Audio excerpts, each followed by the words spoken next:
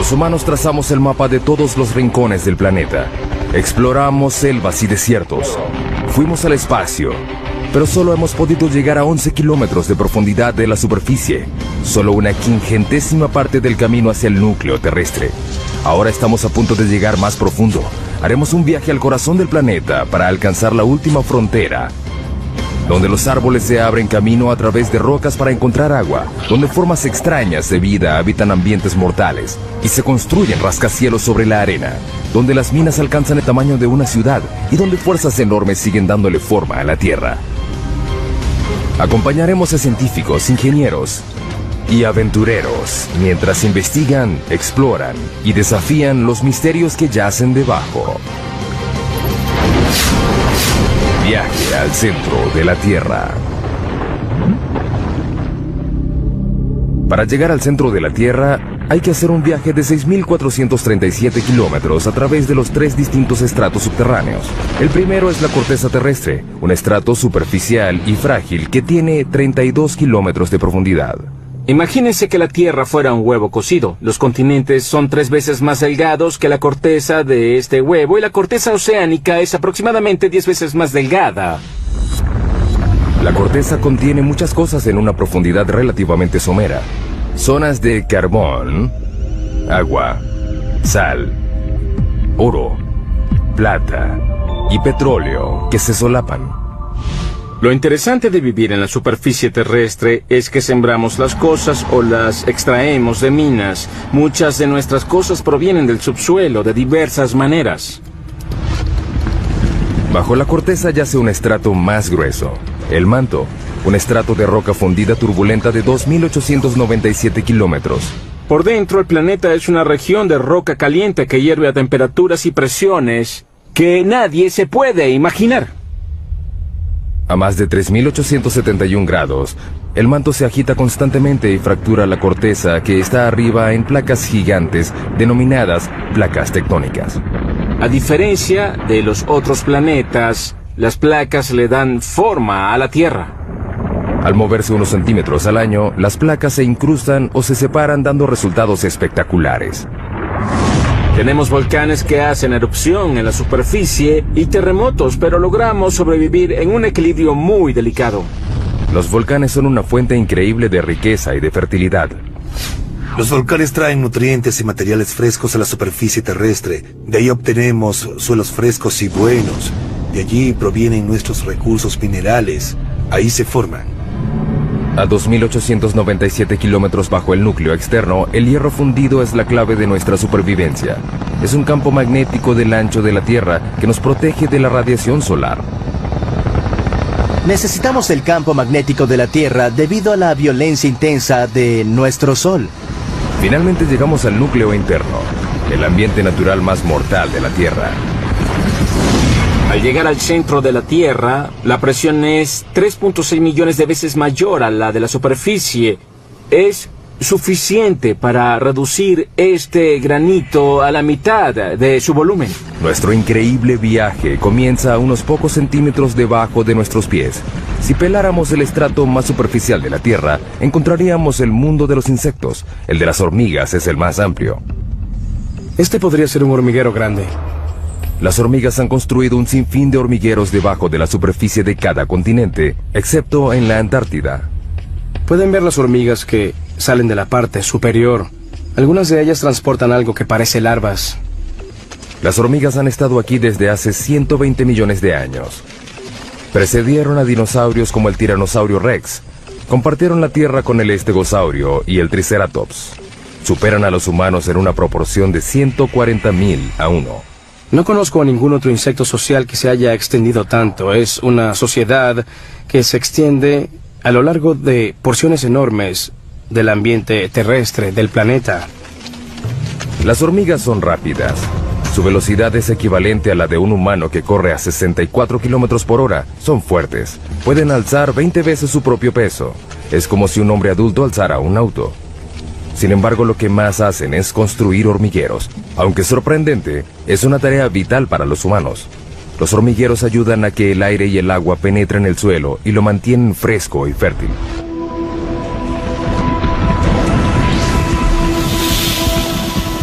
debajo de la zona de las hormigas, 2 metros bajo tierra.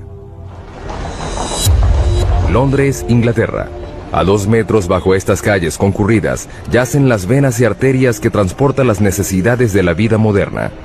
45.000 kilómetros de gasoductos, 30.500 kilómetros de cables eléctricos, 64.300 kilómetros de cloacas y el lugar de descanso final para millones de personas. La frase 2 metros bajo tierra se usa mucho para hablar de los fallecidos y enterrados, pero ¿de dónde proviene? Es una historia que data de 1665 en Londres. La ciudad sufría una epidemia de peste bubónica. En plena epidemia llegó a haber más de 7.000 muertos a la semana. El Lord Alcalde de Londres trató de detener la propagación de la enfermedad y ordenó que se excavaran las tumbas de las víctimas de la plaga al menos 2 metros bajo tierra. Se creía que los muertos infectaban a la gente sana y que al enterrarlos a 2 metros bajo tierra se podía contener la enfermedad. Luego, la gente supo que la plaga era transmitida en realidad por las pulgas que portaban las ratas negras. Finalmente, la epidemia de 1665 causó la muerte de 72.000 personas, 1 de cada 6 londinenses. La ciudad no descansó hasta que el gran incendio de Londres acabó con las ratas el año siguiente. Sin embargo, la tradición de enterrar los muertos a esa profundidad se extendió por todo el mundo.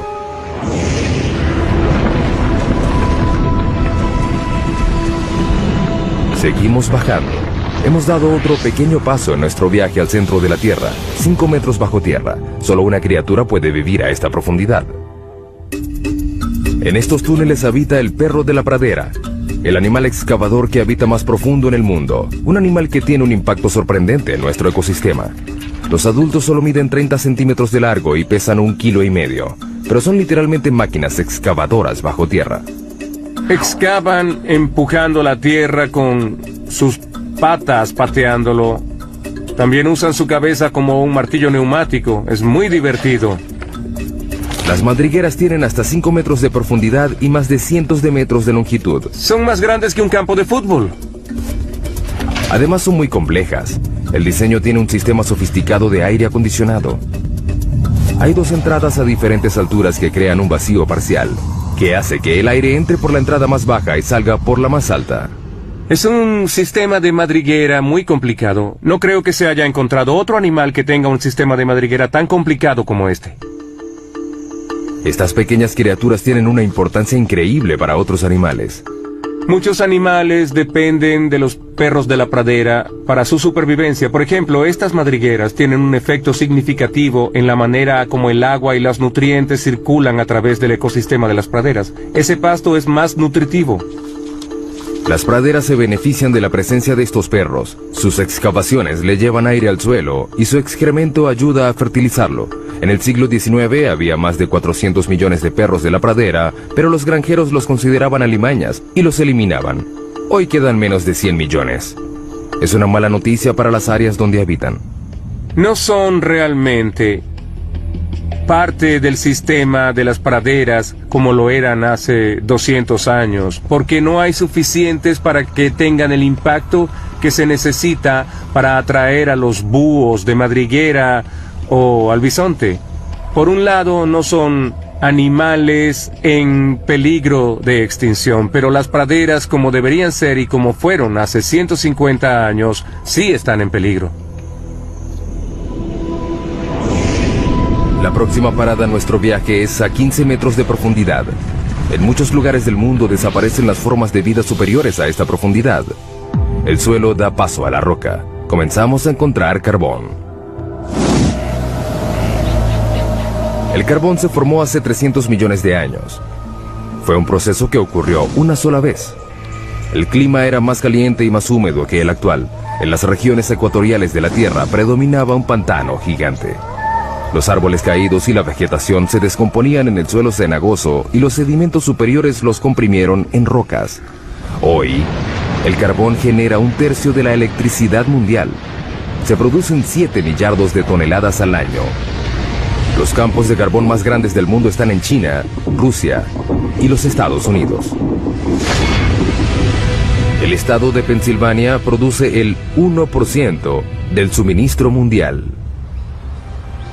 El pueblo de Centralia, en Pensilvania, una vez tuvo 1.500 habitantes. Era una comunidad idílica de un pueblo pequeño. Podrías ir de un lado a otro y conocer a todos. Es un buen estilo de vida. Hoy es un pueblo fantasma por culpa de un accidente inesperado. En 1962 incendiaron a propósito la basura en un relleno sanitario al lado del cementerio del pueblo. Querían limpiar el vertedero del pueblo, incendiaron la basura y el incendio se extendió por una abertura en este laberinto de unas minas profundas de carbón que habían sido abandonadas. El incendio alcanzó una profundidad de 15 metros y se extendió por 2 kilómetros cuadrados. El área de una parte de Manhattan, y aún no se ha acabado. La antracita es el carbón que activa el fuego. Es un combustible lento y rico en carbono. Al ver la orientación del lecho de roca, se puede notar que se hunde de esta manera, creando un valle sinclinal. En la región de antracita, la mayor parte del carbón se encuentra en el valle. A 649 grados centígrados, el punto de fusión del aluminio, el incendio consumió el suelo y la roca hasta que no quedaron bases.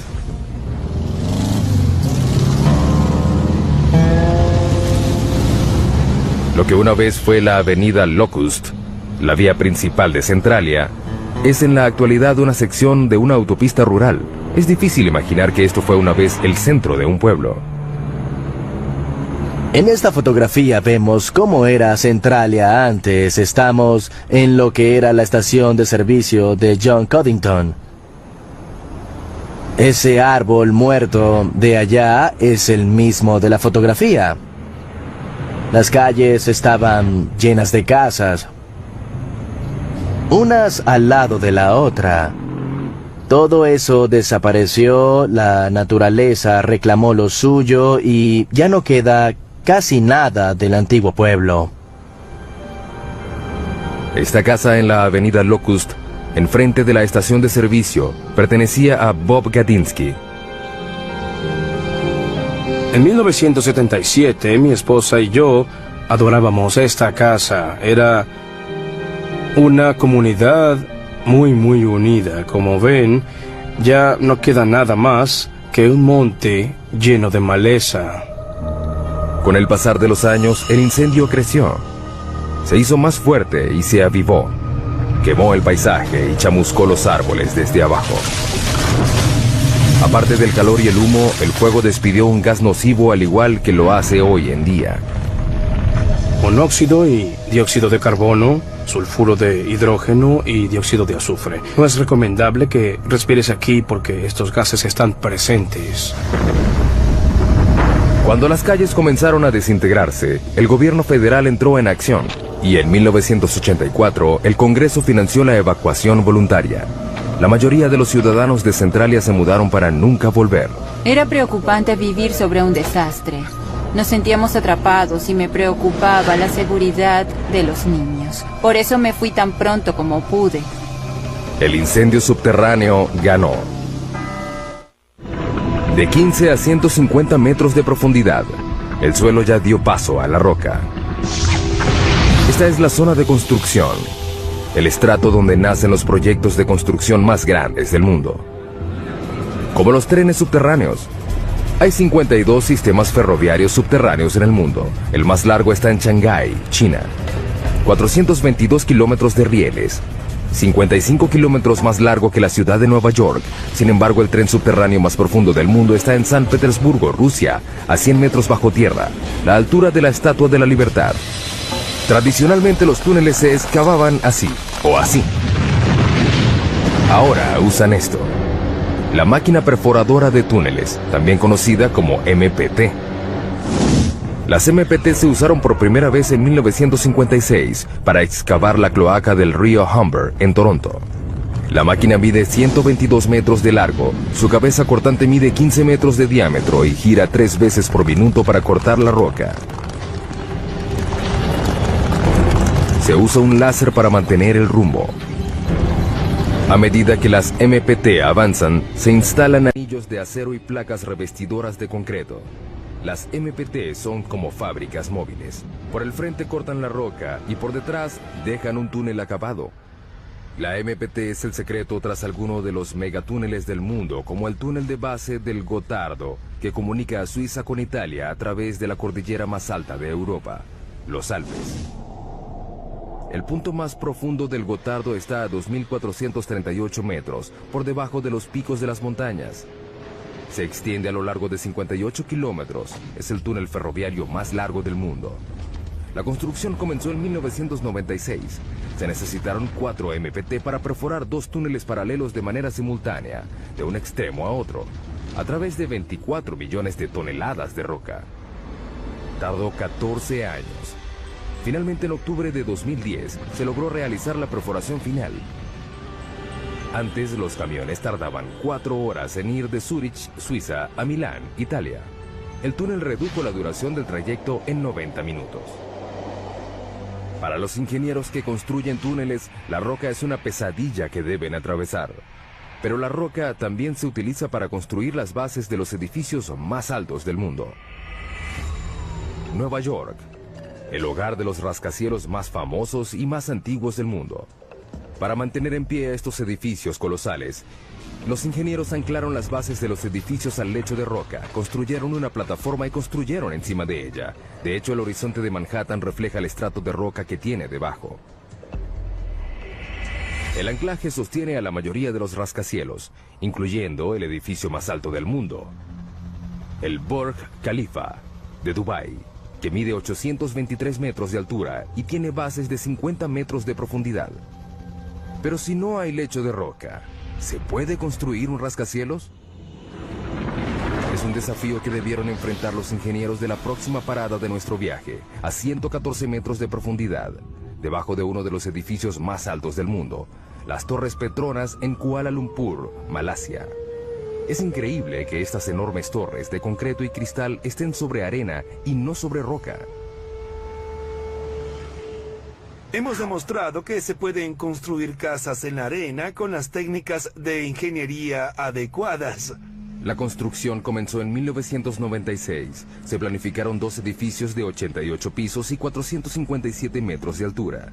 Cada torre pesaría 300.000 toneladas aproximadamente.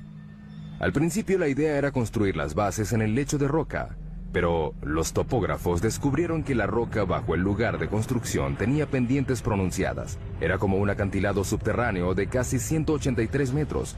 Si seguían construyendo, la mitad de las torres quedaría sobre el acantilado y la otra fuera de él. Un llamado al desastre.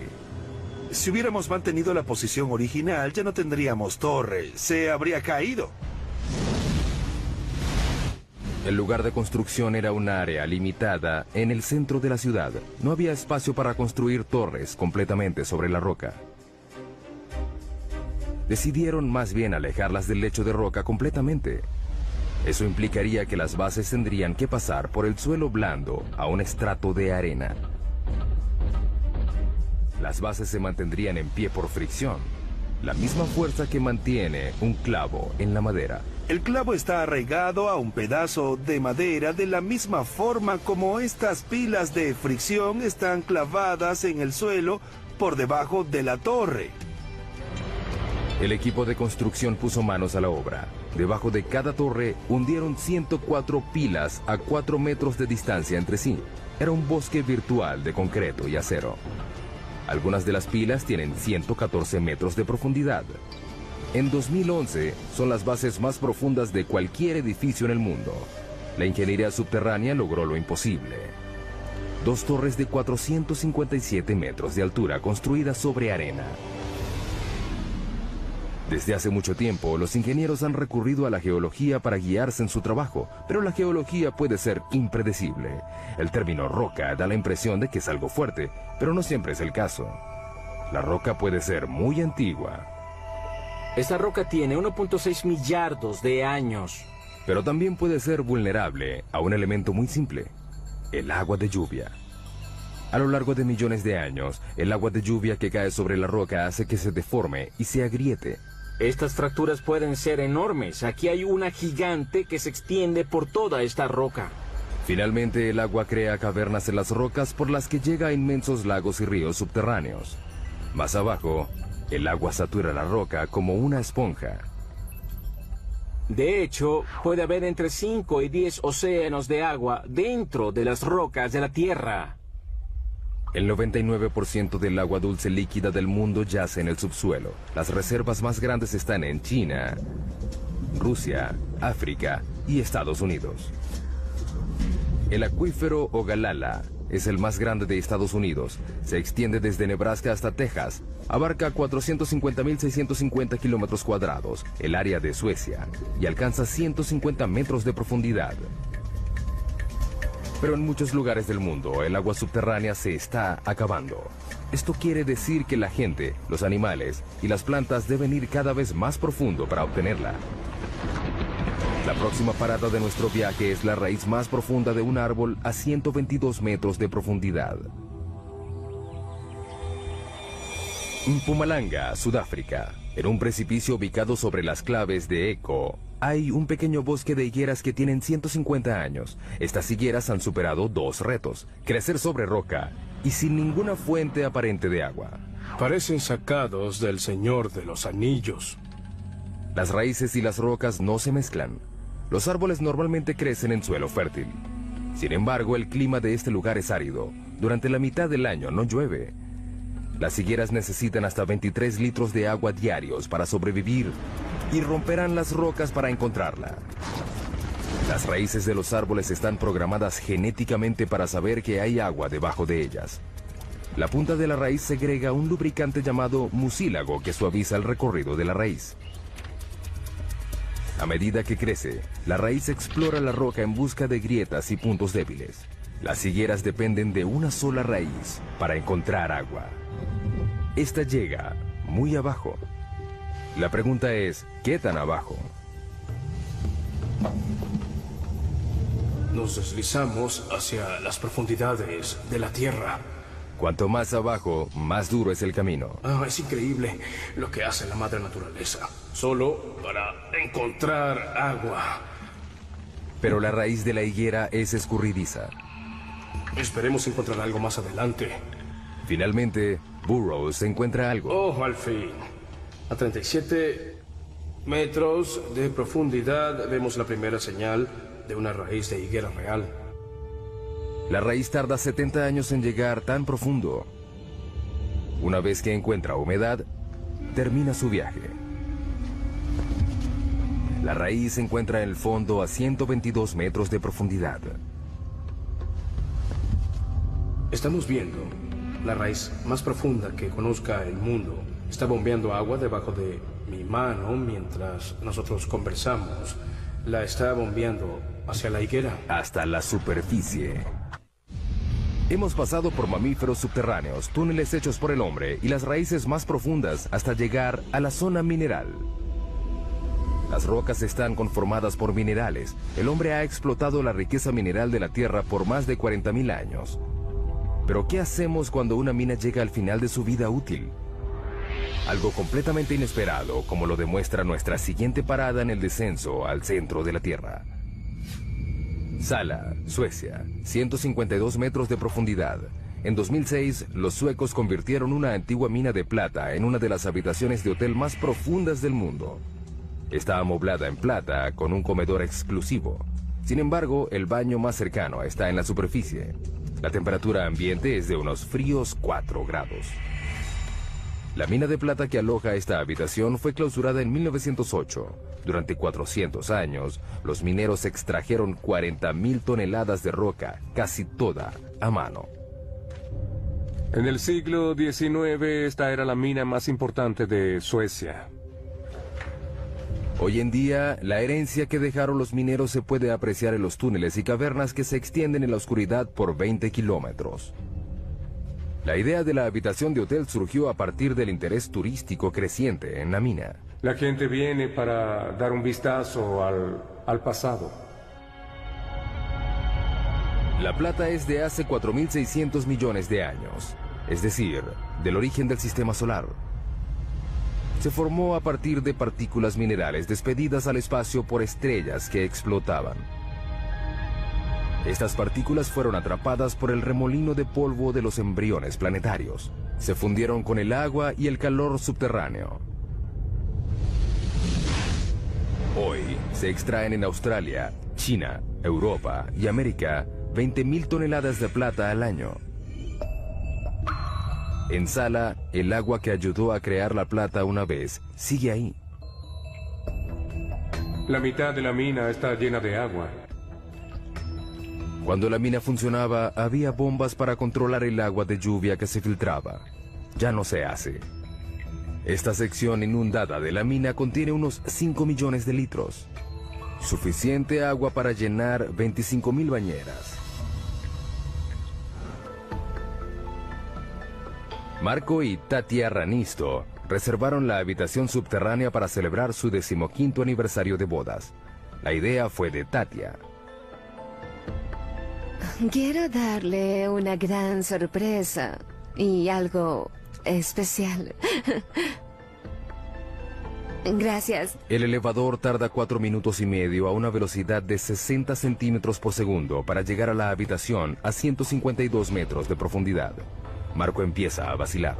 Estoy nervioso. Estaré bajo tierra solo. Bueno, casi solo. Estaré ahí. Los Ranisto llegan a su destino. Oh.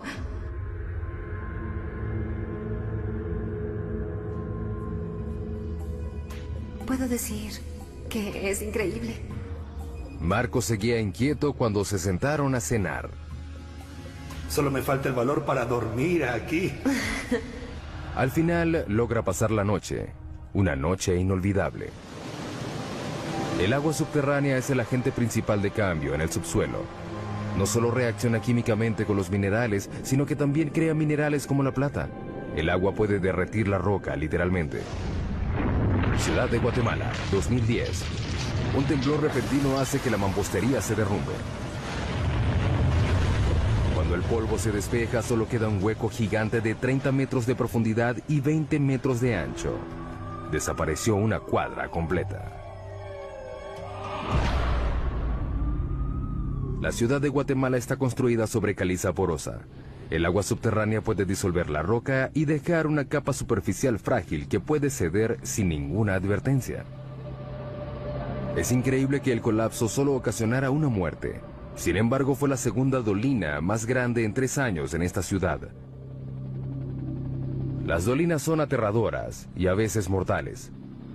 Sin embargo, algunas de ellas pueden proporcionar una gran cantidad de datos científicos.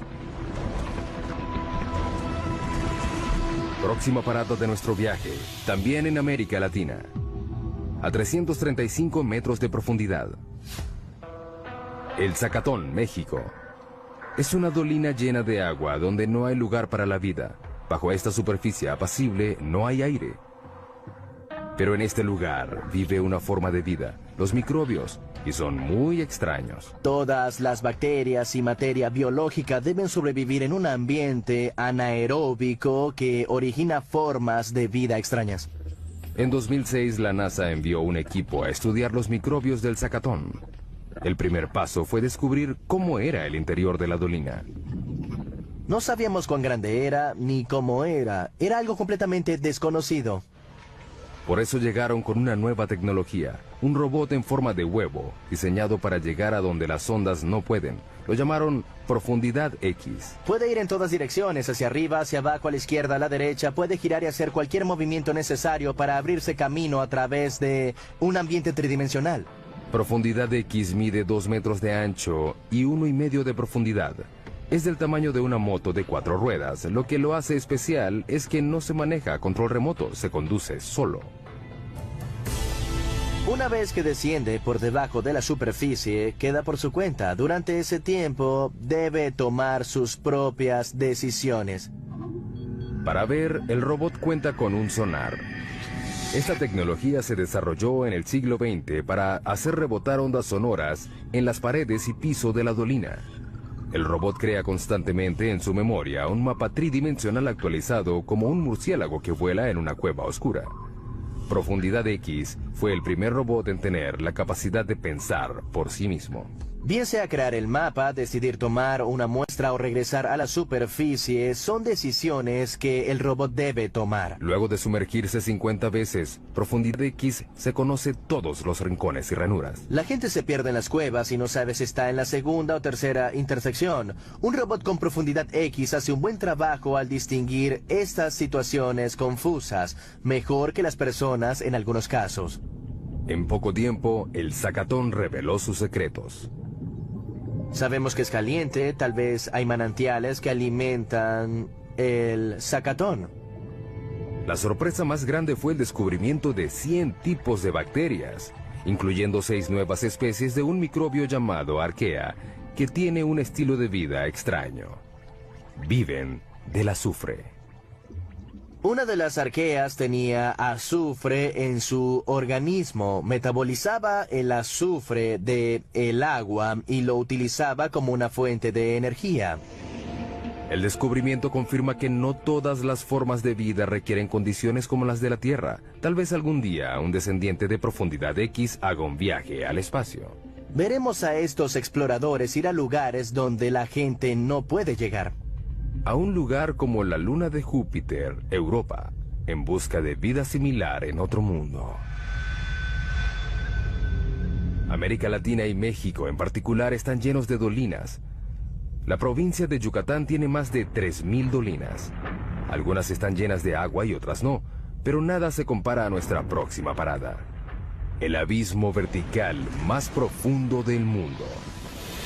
El sótano de las golondrinas.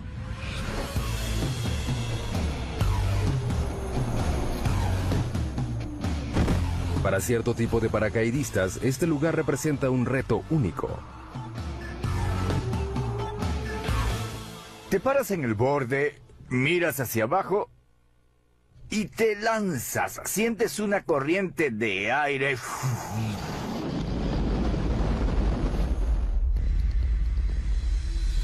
427 metros de profundidad, 38 metros de ancho en la parte superior. Se extiende a lo largo de 2,5 hectáreas. Este abismo tiene las mismas dimensiones del edificio Empire State. El sótano de las golondrinas recibe este nombre por las aves que anidan a lo largo de las paredes del lugar. Millones de ellas vuelan en espiral al amanecer y regresan al atardecer. Lo que para las aves es fácil, es muy difícil para un paracaidista. Todo depende de la posición y la precisión en el tiempo. Los paracaidistas corren el riesgo de desorientarse en el subsuelo. Cuando saltas al subsuelo, hay paredes que te rodean. Siempre tendrás paredes alrededor. El paracaidista tiene 6,5 segundos para alar el cordón. Si lo hace muy tarde, el paracaídas no tendrá tiempo para desplegarse. La velocidad de caída es de 37 metros por segundo. Caer al suelo a esa velocidad es como chocar contra una pared en un auto que va a 130 kilómetros por hora. ¿Qué hacen a la hora de regresar? Nos enganchamos a una cuerda de extracción que está atada a un cabrestante. Podemos sacar a 2 paracaidistas en 10 minutos y repetimos el proceso. Seguimos descendiendo al centro de la Tierra y ahora buscamos minerales. Nuestra próxima parada es la mina de sal más grande del mundo que está en Ontario, Canadá. La mina de Sifto, ubicada a 549 metros de profundidad. La sal es un tipo de roca compuesta de sodio y cloro. Es lo que queda de los océanos antiguos que cubrieron una vez la Tierra y se evaporaron a raíz del cambio climático. Un adulto promedio necesita consumir una cucharada de sal al día para evitar enfermedades, caer en coma e incluso evitar la muerte. Por eso no nos debe sorprender que las primeras minas de sal se abrieron hace 14.000 años en lo que hoy en día es Austria. Los mineros extraen 260 millones de toneladas de sal al año en todo el mundo. Los yacimientos más grandes de sal están en China, Rusia y Canadá. La mina de Sifto fue abierta en 1959. Está ubicada a 500 metros por debajo del pueblo de Goderich, Ontario, y se extiende por debajo del lago Huron.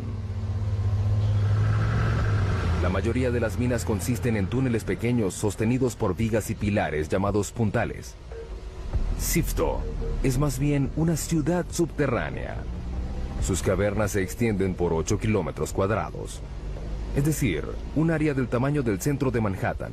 Tiene incluso sus propias tiendas y oficinas. Donde el techo comienza a hacerse más bajo, los mineros saben que se acercan al lugar donde estas sierras eléctricas gigantes trabajan. Abrimos túneles de 4 metros de alto y 18 de ancho. Las hojas de 3 metros de largo cortan la roca. Las hojas de sierra giran 1500 veces por minuto. El aire está lleno de polvo. El ruido es abrumador y está a punto de empeorar. Perforamos y explotamos las cabeceras de mina de 18 metros de ancho y 18 metros de alto. Son cuevas enormes.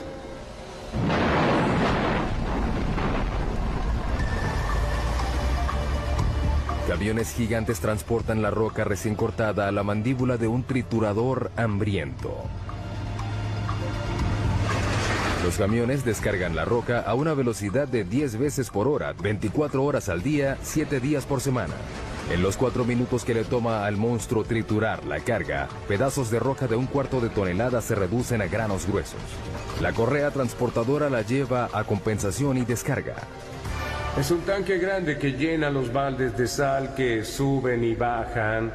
Así sacamos la sal. Este gran tanque es de gran beneficio para nosotros. La tolva permite que todo el procedimiento se realice en el subsuelo. Se extraen entre 24 y 26 mil toneladas al día. Y podemos incluir más incluso. Esta mina produce diariamente suficiente sal para la mitad de la población mundial. Sifto cree que puede mantener esta producción durante otros 250 años.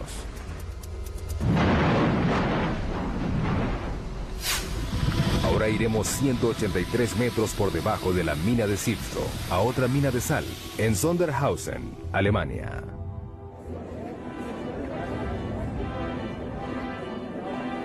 En esta mina se realiza un evento deportivo muy extraño. El maratón más profundo del mundo. Correr bajo tierra. ¡Qué locos! Correr en un maratón subterráneo es una experiencia muy diferente a correr en la superficie. No te sientes libre. En el bosque se siente el viento, pero en el subsuelo no. Las condiciones son extremas. Por ejemplo, la temperatura. Por cada 18 metros que bajas en la corteza, la temperatura sube 1 grado. La razón de esto se remonta a hace 4.600 millones de años, al origen de la Tierra. La mezcla de los remolinos de gases y de partículas que formaron el planeta tenía polvo cósmico radioactivo. Cuando se comprimió en roca, liberó su energía radioactiva como calor y aún lo hace. Trabajar en esas condiciones es muy difícil, pero correr es peor. A una profundidad de 732 metros, los atletas deben tolerar una temperatura de 27 grados. Hace mucho calor. Estamos cerca del infierno. 40% de humedad. El aire no es fresco. Ese es el mayor problema. Y un recorrido muy difícil. La carrera se realiza en un circuito irregular que sube y baja 213 metros en cada vuelta. Si te caes aquí abajo, puedes tener lesiones fuertes. A la velocidad promedio de un maratón, el pie pasa 0.2 de segundo en el suelo. Con la fatiga, el pie se queda más tiempo en el suelo. En la mina, cuanto más largo es el contacto, mayor será el riesgo. ¿Ves? Es muy resbaloso. Necesitamos zapatos con un buen perfil como este. Estos tienen un perfil alto, pero podría ser más alto. Necesitas unos zapatos de clavos. Con muchos. Es inevitable que este suelo traicionero tenga una víctima. No se sabe por qué los atletas corren el riesgo de competir en estas condiciones peligrosas. Si les preguntan, todos responden lo mismo. Por placer. Creo que es el maratón más difícil del mundo. ¿Quién puede decir que corrió en un maratón a 610 metros bajo tierra? Luego de pasar medio día bajo tierra, los atletas pueden regresar a la superficie. El calor húmedo, el aire seco y las demás condiciones difíciles son solo temporales.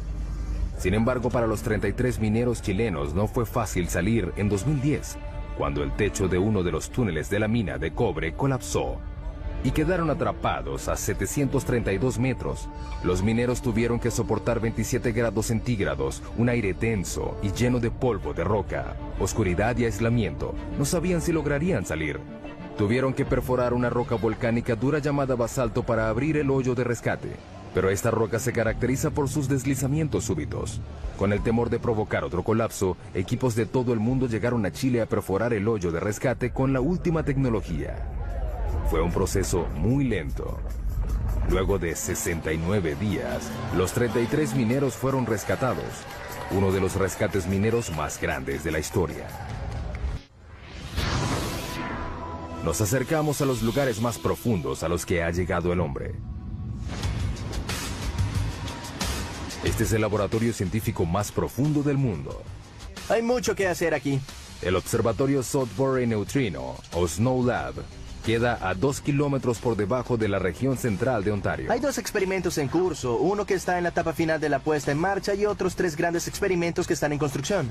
Los científicos de Snow Lab están buscando algo que solo se puede ver a 2 kilómetros de profundidad. Unas partículas diminutas de materia cósmica denominadas neutrinos. Son tan pequeñas que 200 cuatrillones de ellos cabrían en un grano de arena. 200 cuatrillones tiene 26 ceros. No es de sorprender que los neutrinos sean muy livianos. Son partículas increíblemente livianas que normalmente pasan inadvertidas por la Tierra. Los científicos descubrieron los neutrinos en 1956. Están por todo el universo. Para poder ver algo tan pequeño, hay que filtrar los rayos gamma, los rayos X y la radiación ultravioleta que bombardean continuamente la Tierra desde el espacio. Hay que probar que no haya radiación convencional que interfiera en las señales que estás esperando, y para ello se necesita mucha protección radiológica. Por eso el laboratorio está a esa profundidad. Estos rayos cósmicos imposibilitan las mediciones de los neutrinos, que son muy sensibles. Los 2 kilómetros de roca por encima de nuestro laboratorio reducen estos rayos cósmicos por un factor de 10 millones. Para encontrar algo tan pequeño como los neutrinos, se necesitan equipos muy grandes. Cuando buscas una partícula, tratas de aumentar las probabilidades de verlo. Los túneles y cámaras intercomunicados del Snow Lab se extienden por un área de 7.247 metros cuadrados. Es el tamaño de 6 piscinas olímpicas juntas. Parece una estación espacial y no un laboratorio subterráneo. La construcción del laboratorio tardó 18 años y costó aproximadamente $70 millones.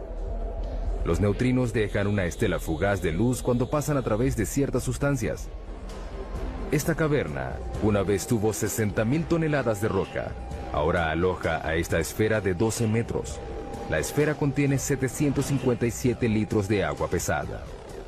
Es un tipo de agua natural que es más sensible a los neutrinos porque su peso molecular es mayor. El neutrino causa una reacción que genera luz. Esta luz reacciona con los fotodetectores. Así podemos descubrir su energía y su dirección. Es difícil llegar al laboratorio a esa profundidad. El elevador desciende a 640 metros por minuto. Luego hay que caminar un trecho de 1,5 kilómetros. La temperatura ambiente es de 27 grados. Es muy caliente por la presión que hay a esa profundidad. Alrededor de ellos la roca está presionada a 551 bares. 500 veces más que la presión de aire en la superficie. El reto para abrir el laboratorio fue crear un ambiente puro bajo tierra. Mantenemos las fuentes de polvo y contaminación al mínimo, limpiando constantemente. Al entrar, los científicos deben someterse a un proceso riguroso de descontaminación para eliminar el polvo que pudiera arruinar los delicados experimentos. Tenemos que quitarnos todo lo que llevamos puesto en la mina. Ducharnos y ponernos ropa limpia que nunca haya estado expuesta a polvo de la mina. Aparte del polvo, la gente siempre despide desechos minúsculos por sí sola. 600.000 partículas de piel por hora. 100 hebras de cabello al día. Todo eso puede comprometer el trabajo del laboratorio. Una vez adentro, los científicos deben someterse a más procesos de limpieza y revisión. Hasta las cloacas del laboratorio están limpias. Tratamos todos los desechos del baño y todas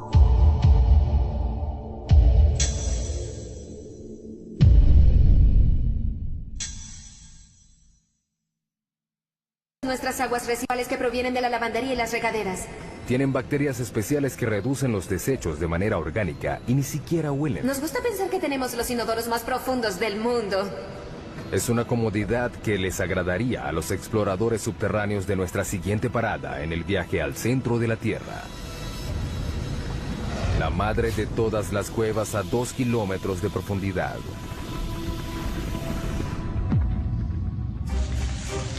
Estos exploradores de cuevas polacos esperan llegar más profundo de lo que haya llegado cualquier otro. Están entrenando para descender a J2, una parte del sistema de cuevas de Cheve, en México.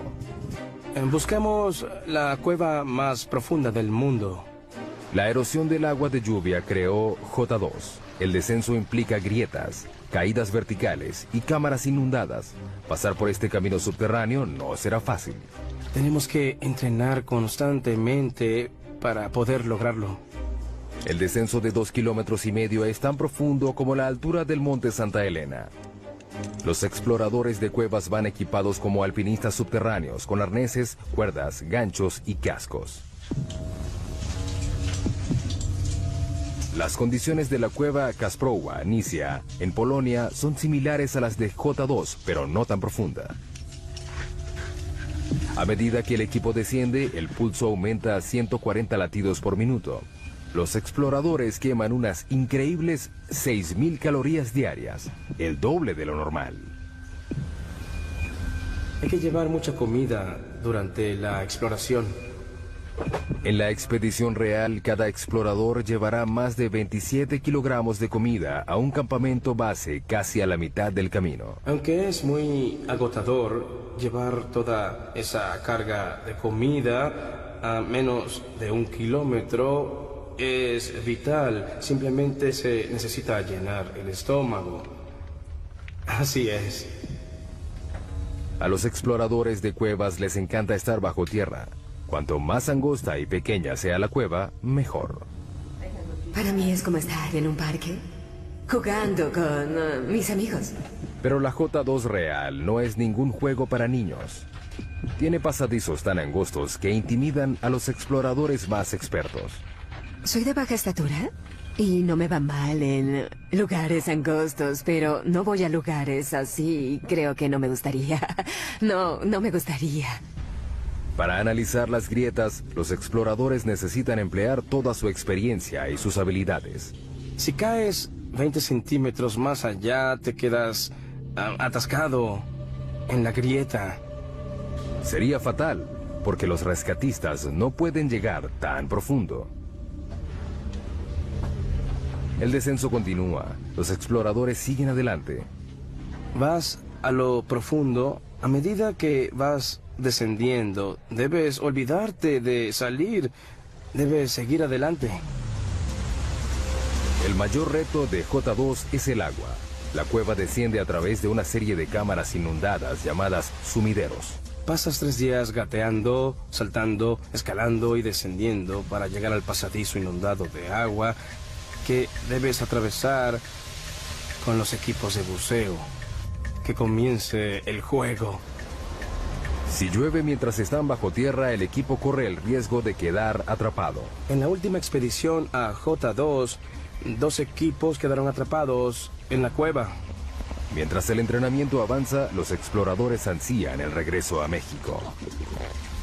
Éramos un equipo de 6 personas, descubrimos la entrada de la cueva y sentimos que es nuestra. A esta profundidad hay agua y aire, pero no hay sol. Por eso, los exploradores de cuevas casi no encuentran seres vivos.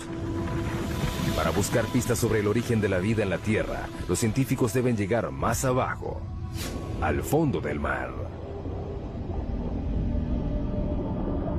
Por todo el fondo del mar hay agua que transporta vida microbiana.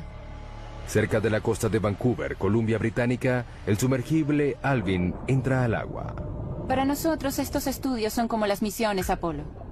Alvin es un mini submarino de aguas profundas de 16 toneladas y 7 metros de largo. Lleva una tripulación de 3 personas a 2,5 kilómetros de profundidad, en busca de microbios producidos en el interior de la Tierra. En la superficie no hay nada similar a los microbios.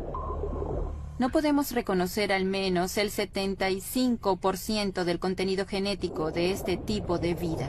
Eso es lo que Alvin busca. Agua caliente que sale de los respiraderos que vienen debajo del lecho marino y es rica en microbios. Estamos empezando a entender que están allí, pero no sabemos exactamente cómo. Los respiraderos pueden alcanzar temperaturas de hasta 400 grados. Son producidos por el movimiento de las placas tectónicas.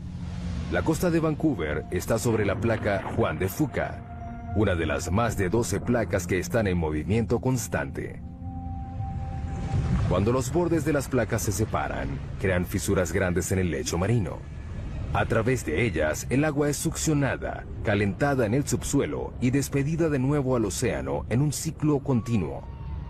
Esta agua porta consigo los microbios. El equipo de Edwards no tiene idea de cuán lejos llega esta vida dentro de la corteza. Eso es lo más impresionante. No sabemos dónde acaba la vida. Para descubrirlo, insertarán sensores conocidos como corchos en una sección de 3.237 kilómetros cuadrados del lecho marino, un área del doble del tamaño de la ciudad de Los Ángeles. Los corchos de 2,5 metros están equipados con monitores de temperatura y de presión. Se llevan a 457 metros por debajo del lecho marino, a un total de 3,2 kilómetros por debajo de la superficie. Los corchos rastrean el recorrido del agua caliente dentro de la corteza terrestre. Tenemos que entender realmente cómo fluye el agua y qué tipo de microbios hay allá abajo.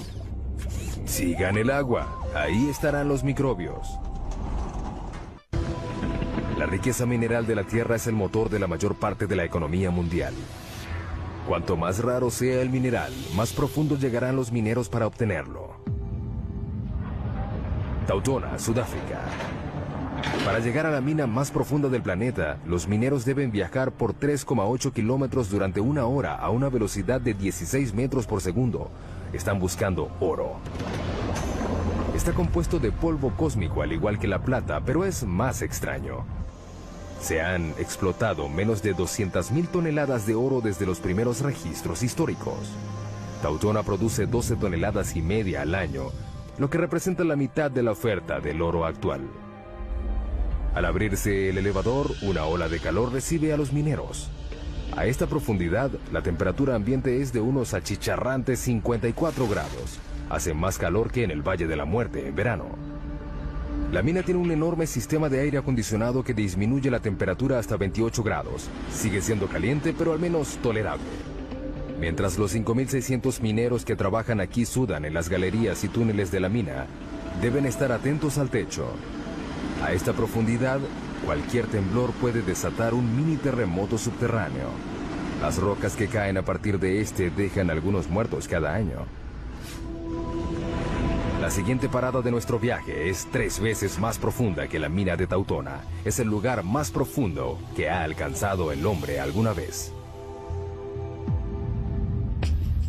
En el oeste del Pacífico, a 11,2 kilómetros de profundidad, yace el abismo Challenger.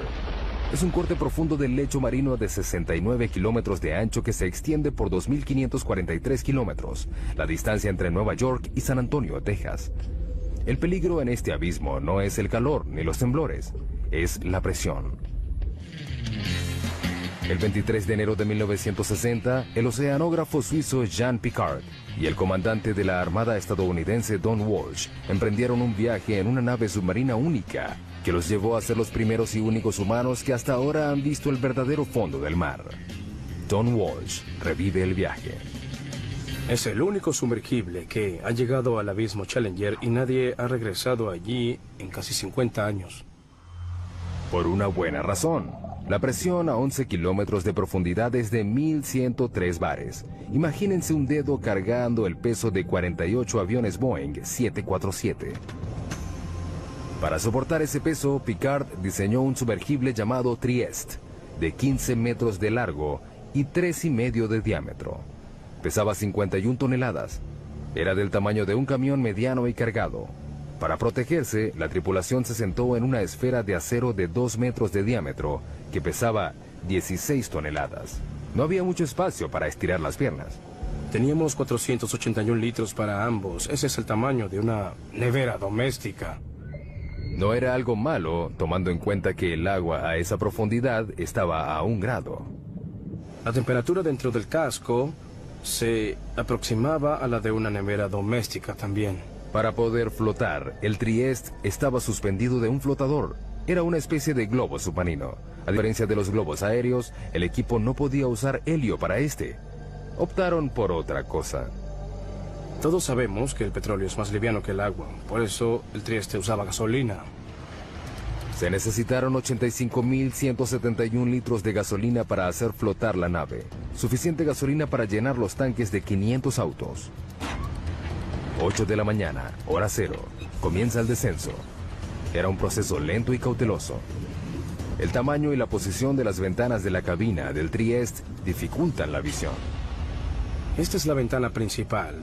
Es una pieza gruesa de 18 centímetros de plástico acrílico. Hay una escotilla del otro lado de la esfera que tiene una ventana más pequeña. También hay una ventana en el tubo de entrada. A 201 metros, el Trieste se sumerge en la oscuridad. Hasta aquí penetra la luz solar. Pero a los 914 metros, la naturaleza acude a ayudarlos. Lo único que ilumina el abismo es la bioluminiscencia de los animales y el plancton. Estos tienen fuentes de luz como las luciérnagas. Es como una nevada al revés.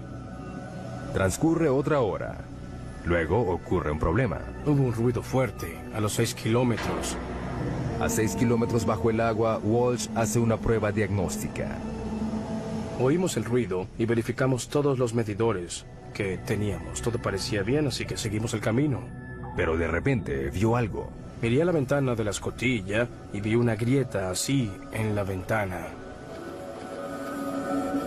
La tripulación está a 2 centímetros de una muerte segura. Si la ventana interior se hubiera roto, habríamos muerto de manera instantánea porque la presión a 6 kilómetros de profundidad es como 690 bares. La muerte habría sido inmediata, no nos habríamos enterado. Pero la ventana soporta. Deciden continuar. Luego de casi 5 horas, el Trieste llega finalmente al fondo. Walsh ve algo increíble. Antes de aterrizar, vimos un pez blanco. Los vertebrados no deberían sobrevivir a esta profundidad. Pero los acuanautas no pudieron seguir investigando. Cuando aterrizamos, levantamos una nube de sedimentos que se quedó ahí durante unos 20 minutos. El limo del lecho marino lo cegó. Era como estar en un vaso de leche. No tuvieron otra opción. No podíamos ver nada ni tomar fotos. No se despejaba, así que decidimos regresar a la superficie. Para que el Trieste pudiera regresar, Walsh controlaba el peso quitando el lastre. Teníamos 2 tinas de lastre llenos de bolas de acero. Al fondo de la tina había un electroimán. Las esferas seguían en la tina cuando el imán estaba encendido. Al quitarles la electricidad, salían. Con el movimiento de un interruptor, el Trieste inició su ascenso a la superficie y a la historia. 11,2 kilómetros es el límite de la exploración humana. Estamos a 1/3 de nuestro viaje a través de la corteza terrestre. El hombre se retira y entran las máquinas. Todos los científicos usan herramientas que les permiten explorar sitios a donde no han llegado. Telescopios, microscopios, pero los geólogos tienen un problema particular. No les puedo decir que hay 30 centímetros por debajo del suelo en el que estamos parados porque no puedo ver a través de la roca. La solución parece obvia: perforar y mirar. Pero ese enfoque está minado de problemas. Península de Kola, noroeste de Rusia, 1989. En un lugar azotado por el viento y que rodea el círculo polar ártico, los científicos se embarcan en un plan ambicioso. A un alto costo se perforó un hoyo profundo para tratar de llegar al límite entre la corteza terrestre y el manto. Son 35 metros de profundidad. Para reducir la fricción, utilizaron un método de perforación nuevo. En vez de hacer girar toda la sarta, ahora solo gira la mecha bien lubricada, con lodo y aceite. A 6,4 kilómetros encontraron fósiles de plancton antiguo de 18 millones de años en un estado de preservación sorprendente. A 11 kilómetros encontraron roca de 4.400 millones de años. El zircón, el mineral más antiguo del planeta. Pero con cada metro que perforan, la temperatura aumenta. A los 12 kilómetros la temperatura alcanza 299 grados. La perforación se detiene de repente. La temperatura aumenta rápidamente a medida que entras al planeta. Cuando perforas hoyos muy profundos, el metal de tu taladro comienza a derretirse. Durante los 14 años siguientes se intentó reanudar la perforación, pero todo fracasó. No tenemos equipos ni los materiales que soporten las temperaturas y las presiones que hay a decenas de kilómetros de profundidad. El hoyo súper profundo fue abandonado en 2003. ¿Qué hacen los geólogos si no pueden perforar? Pues usan sus oídos. No vemos lo que hay dentro del planeta, lo escuchamos. Estos ecógrafos se conocen como sismógrafos y siguen los sonidos hechos por el movimiento de las rocas en el subsuelo. Literalmente escuchan los terremotos. En promedio, hay un terremoto de magnitud 6 o más cada 3 días. Hace que todo el planeta tiemble. Las vibraciones cambian según la densidad de la roca. Estos son datos que los geólogos pueden leer. Hemos podido crear imágenes tridimensionales de todo el planeta mediante el seguimiento de miles de sismos hechos con miles de sismógrafos durante muchos años. Todo el mundo depende de los recursos que están bajo nuestros pies. La próxima parada de nuestro viaje es en el campo petrolero más profundo de los Estados Unidos, a 11,2 kilómetros por debajo del Golfo de México. Cuando están en operación, más de 6.000 plataformas petroleras explotan las costas de Texas y de Luisiana con la capacidad de suministrar el 25% del petróleo estadounidense. Pero no es fácil de encontrar. Está a 1,5 kilómetros bajo el agua y a 10 kilómetros dentro de la roca. A medida que se va dificultando el hallazgo de petróleo y gas, se van perforando hoyos cada vez más profundos en aguas cada vez más profundas. Se está desarrollando una revolución en la perforación en aguas profundas en las costas de Egipto, África Occidental, Brasil y el Golfo. Es impresionante que tengamos la tecnología para perforar tan profundo. Pero la tecnología tiene limitaciones. En la primavera de 2010, una plataforma llamada Deepwater Horizon perforaba un pozo relativamente somero de 7 kilómetros de profundidad en el campo Macondo, a 80 kilómetros de la costa de Luisiana. 20 de abril, 10 de la noche, la plataforma es sacudida por una explosión. A 56 kilómetros de distancia se avista una bola de fuego. Mueren 11 trabajadores petroleros y hay 17 heridos. En el lecho marino a 1,5 kilómetros, el cabezal de pozo roto descarga hasta 60.000 barriles de petróleo diarios. Un barril tiene 159 litros. Es como 450 camiones cisterna al mar.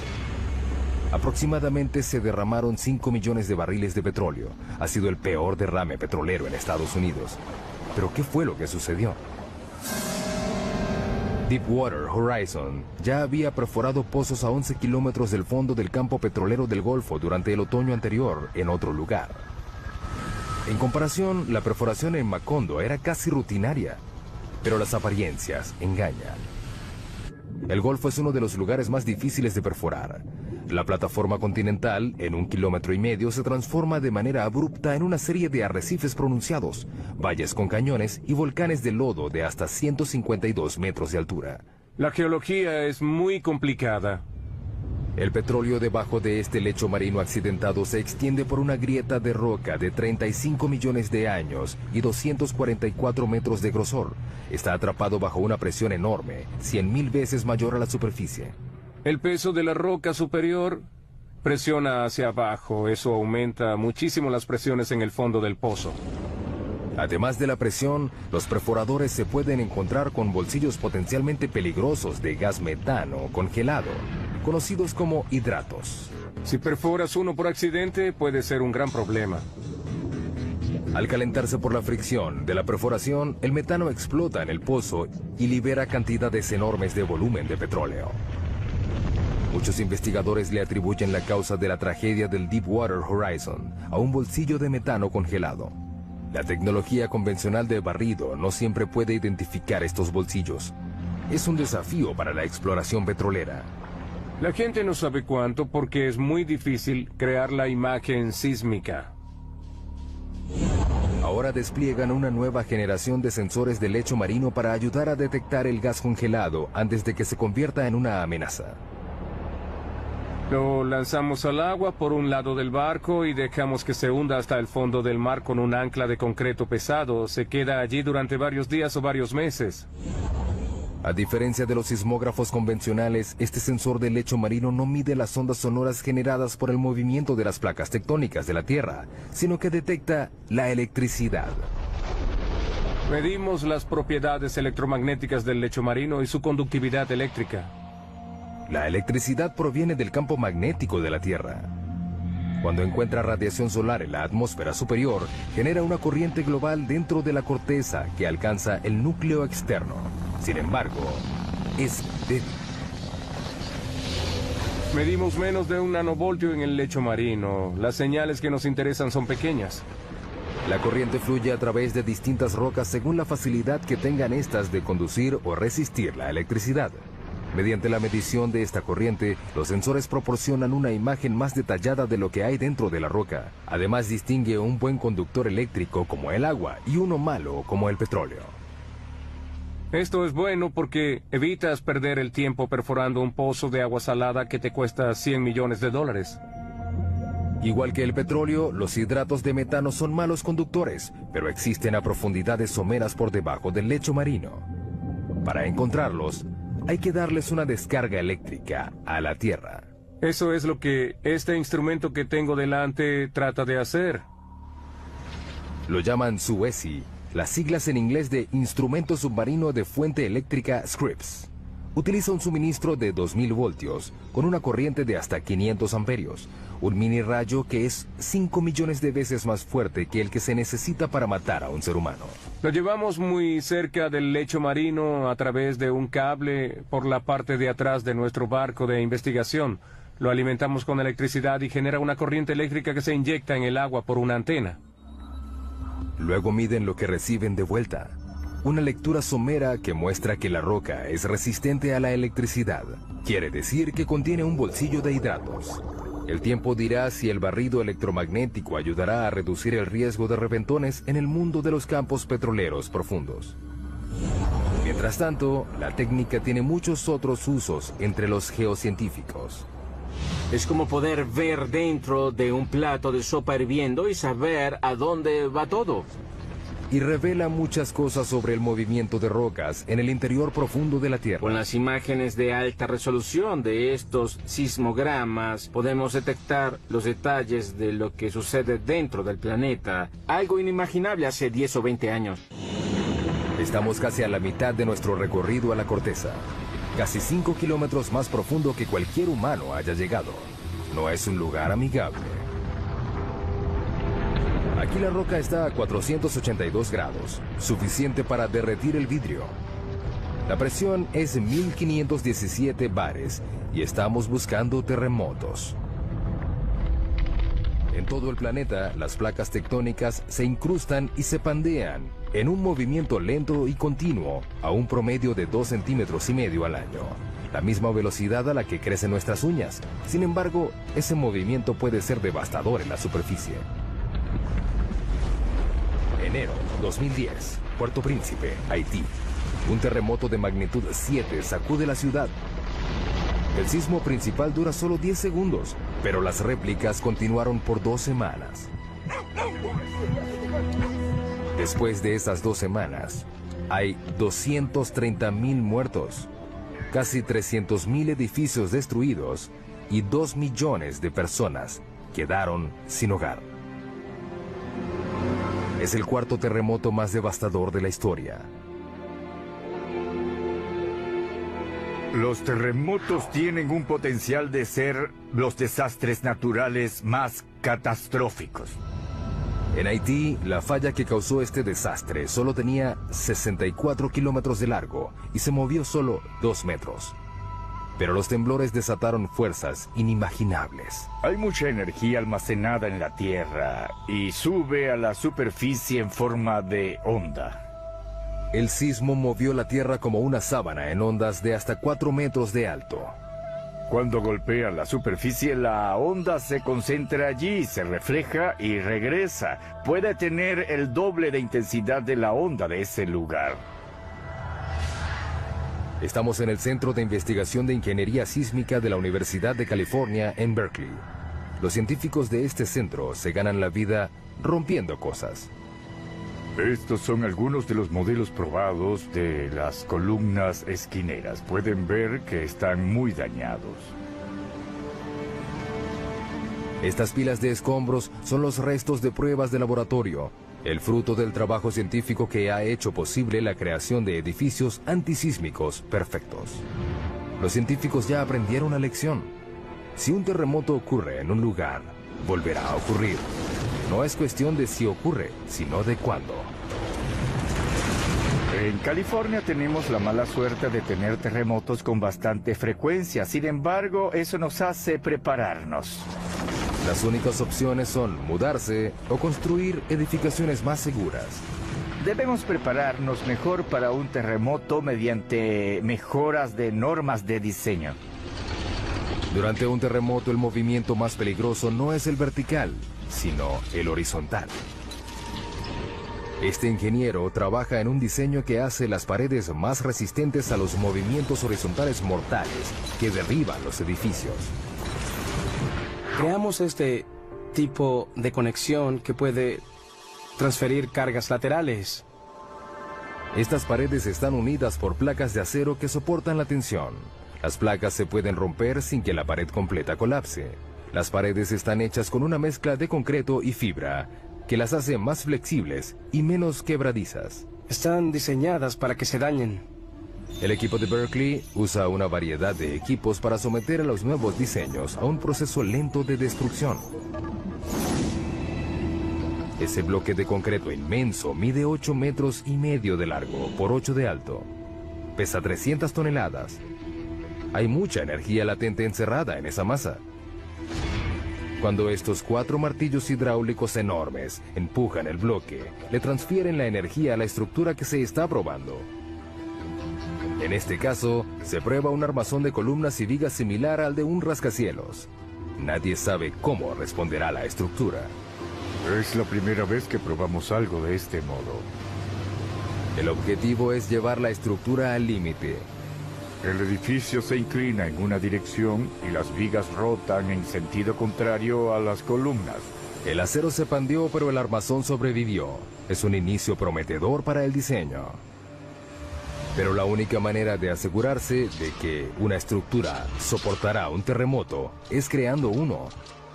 Esta es la mesa de temblores. La mesa de temblores nos permite crear un terremoto cuando queramos. Como su nombre lo indica, las mesas de temblores crean temblores a escala real, que sacuden edificaciones a escala real. Podemos simular 6 componentes del movimiento. La mesa puede mover la edificación hacia adelante y hacia atrás, hacia arriba y hacia abajo o hacia los lados para recrear lo que sucede.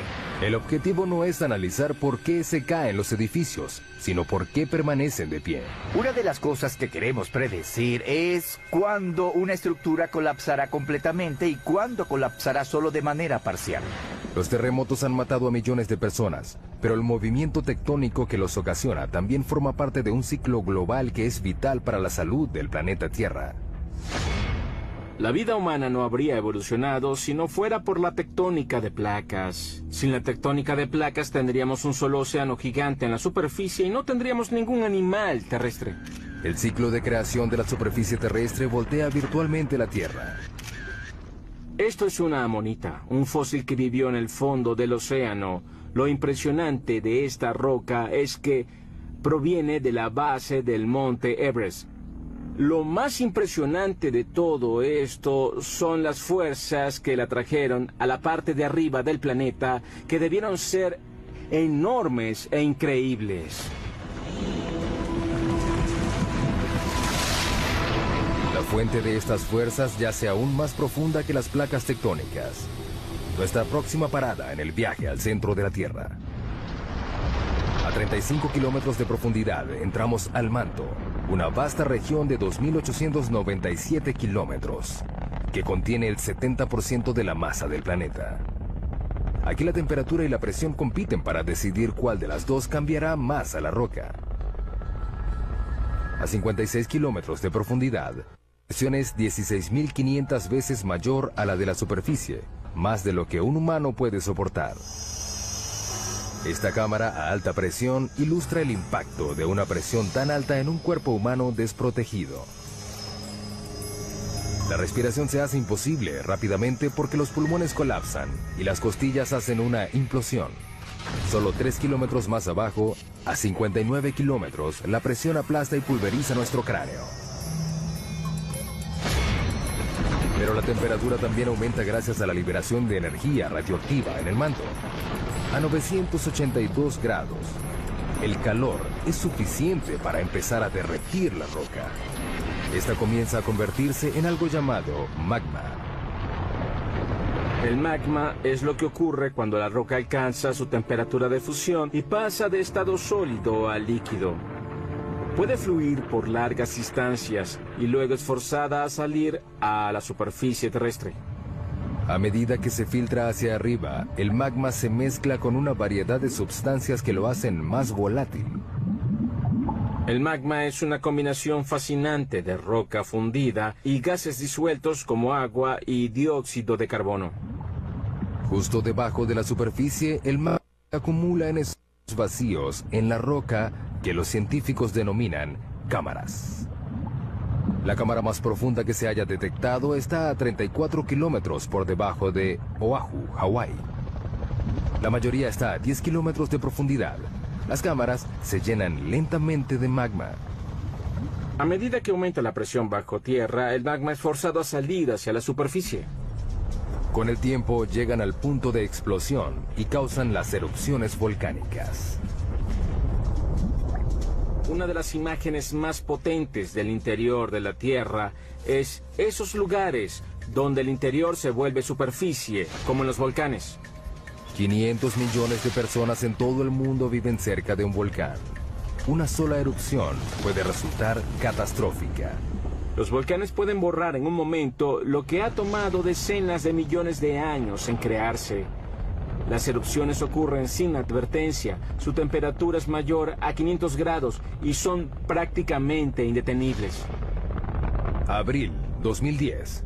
El volcán Eyjafjall hace erupción en Islandia. Liberó 99 millones de metros cúbicos de ceniza volcánica, suficiente ceniza para llenar 40.000 piscinas olímpicas. Una nube de cenizas de 9 kilómetros de alto se liberó. Se esparció por 1.800.000 kilómetros cuadrados, un área más grande que Alaska. La erupción hizo que se suspendieran los vuelos en el hemisferio norte durante 6 días que dejaron varados a más de 1 millón de pasajeros diarios. Los servicios normales tardaron un mes en reanudarse. En nuestro viaje al centro de la Tierra, nos acercamos al núcleo externo, una zona de 2.100 kilómetros de hierro fundido, atrapado entre el manto y el núcleo interno sólido. Para llegar aquí, hemos viajado a través de agua y roca, combatido con la temperatura y la presión, y revelado los secretos subterráneos que le dan forma a nuestras vidas. Pero nos queda un misterio por resolver. ¿Qué hace que la Tierra sea magnética? El campo magnético de la Tierra se extiende por 72.400 kilómetros en el espacio. Este protege al planeta de la fuerza completa de la radiación solar. Una sola erupción solar que dure 2 horas esparce 10.000 millones de toneladas de partículas radioactivas. Son suficientes para darle electricidad a Estados Unidos durante 10.000 años, o para evaporar nuestra atmósfera. Sin el campo magnético que las desvía, las partículas solares extinguirían la vida en la Tierra. Necesitamos el campo magnético de la Tierra debido a la intensa violencia de nuestro Sol.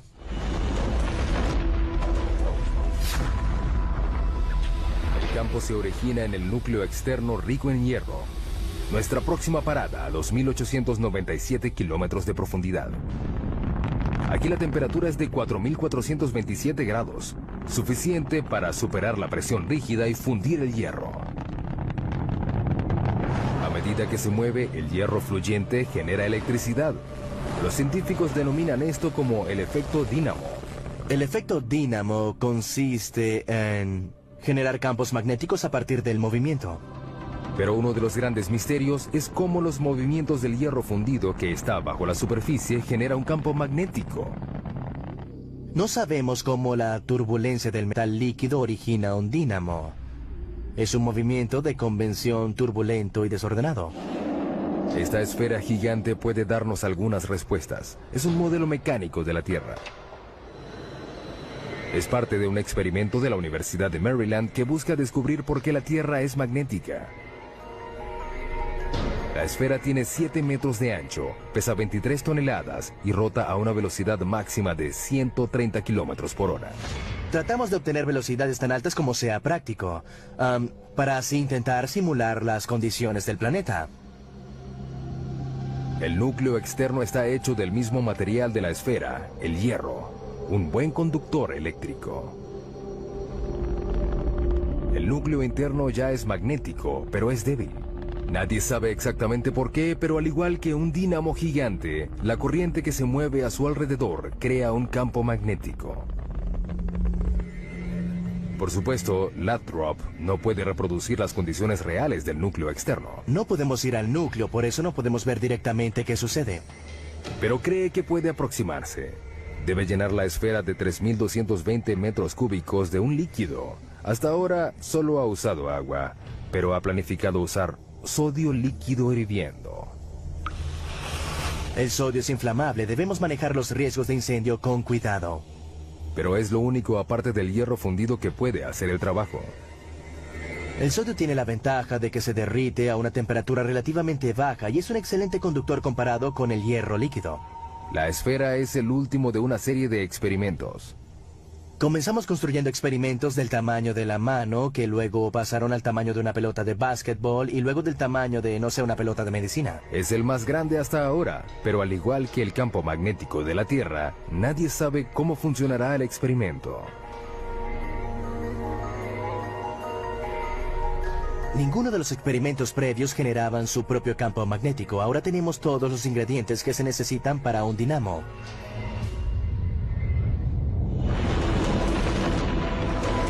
Casi 6.400 kilómetros de profundidad, llegamos al final de nuestro viaje, el núcleo terrestre.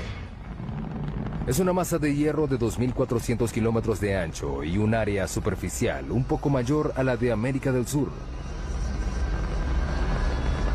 La temperatura de este lugar no es tan caliente como la de la superficie solar, pero el peso de todo el planeta presionándolo hace que el hierro permanezca rígido. La presión es muy intensa, es 3,5 millones de veces más que la presión de la superficie. La misma convección que ayuda a generar el magnetismo también empuja el calor hacia la superficie, enfriando el núcleo en el proceso. A medida que la temperatura cae, el núcleo se solidifica lentamente. Un día no habrá suficiente roca fundida para crear un campo magnético. Pero el sol se apagará y destruirá la Tierra antes de que ese día llegue. Mientras tanto, el calor del núcleo ayuda a crear la lenta rotación del manto que renueva la superficie. Alimenta la química de nuestra riqueza mineral y genera el campo magnético que nos protege de un universo hostil. Las probabilidades de encontrar otro planeta como la Tierra son muy pocas. Hemos llegado al final de nuestro viaje a casi 6.400 kilómetros de profundidad. Vimos túneles que atraviesan montañas y minas del tamaño de una ciudad. Pasamos por incendios e inundaciones. Soportamos terremotos, volcanes y presiones que trituran nuestros huesos. Finalmente descubrimos el secreto más profundo de la Tierra, que lo que ocurre debajo es lo que realmente la mantiene viva.